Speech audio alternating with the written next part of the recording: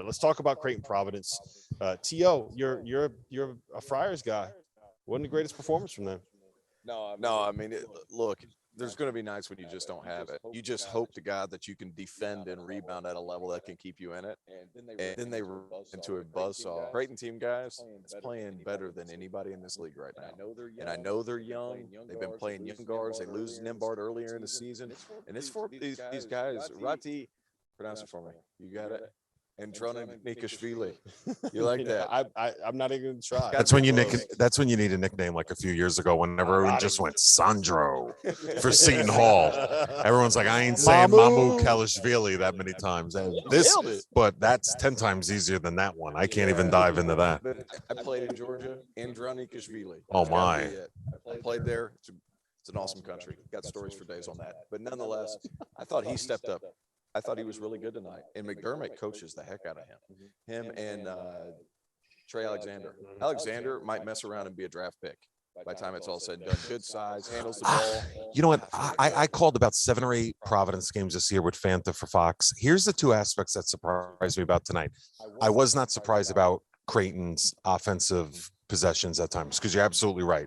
The chemistry that they're playing with right now. The 2 factors were Al Durham, who's coming back off the layoff with the groin injury, was putting the team on his shoulders offensively. They had Nate and other guys disappearing at times.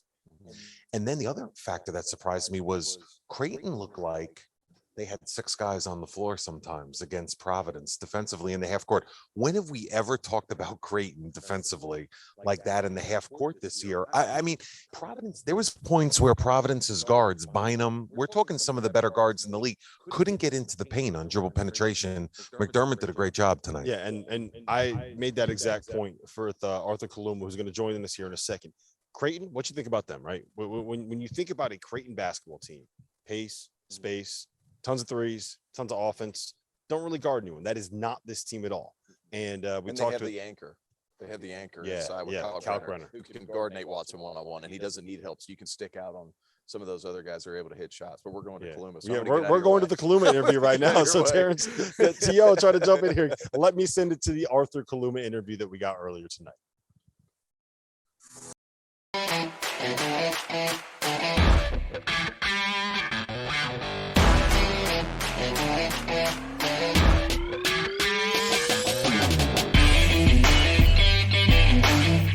Here in Madison Square Garden with Arthur Kaluma after Creighton's blowout 30-point win over Providence in the semifinals of the Big East tournament. Arthur, what happened tonight, man? You guys got it going.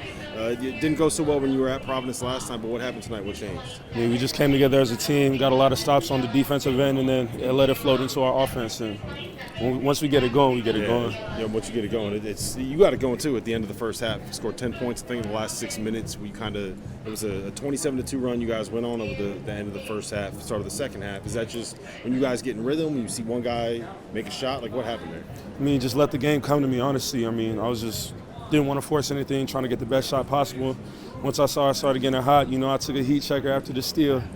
But other than that, just playing the game. What was that moment like when you hit that? Because the building erupted. The building was loud. It's Madison Square Garden. It's the Big East tournament. I'm not going to lie to you. I didn't even notice it. I was just like, get back on defense. But it was a surreal environment, after I fouled out in the last half. How do I get 5 fouls in one half? But it was a surreal environment, just being there, being there with my teammates, enjoying the environment. It was cool. You guys are the best defensive team in the Big East. That's not what Creighton is normally known for, right? When you committed here, did you expect to be a team that wins with your defense? I mean, yeah, we all come here for the slogan, let it fly, but the defense is locking in on defense has really been important to us. I mean, in the beginning of the year, our shots weren't falling, so I felt like having something to rely on, fall back on. If our shots aren't falling, we're good. So just turned up our defense in practice, and everybody worked on their stuff, and it's working out at the end. So Creighton, as a program, is 4-0 in Big East semifinals. You guys haven't won the Big East tournament yet. If you guys win tomorrow night, what's the one thing that has to happen? We gotta play defense. We gotta lock in. We gotta be together. I mean, we can't come out flat, and it has to be 40 minutes of focus. Well, listen, thank you. Congratulations on the win. Good luck tomorrow night. Thank you, sir.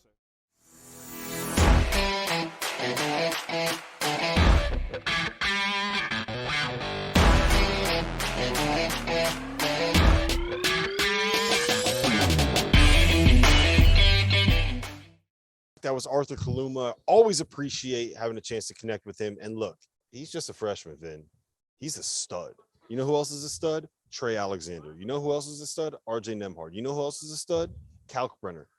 That Creighton team, if all four of those dudes come back. Let's talk about in a year or two what the Blue Jays are going to be like next year. That's right. Forget about 2 years. You're right. That was silly. Let me tell you something. Could I just say one thing? You could ask Fanta this. This is on the Bible and my kids. When me and him were in some establishments having adult beverages in Providence this year after home games, and I was watching Fanta tear up rigatoni bolognese late at night when he told me he was going to diet after the holidays.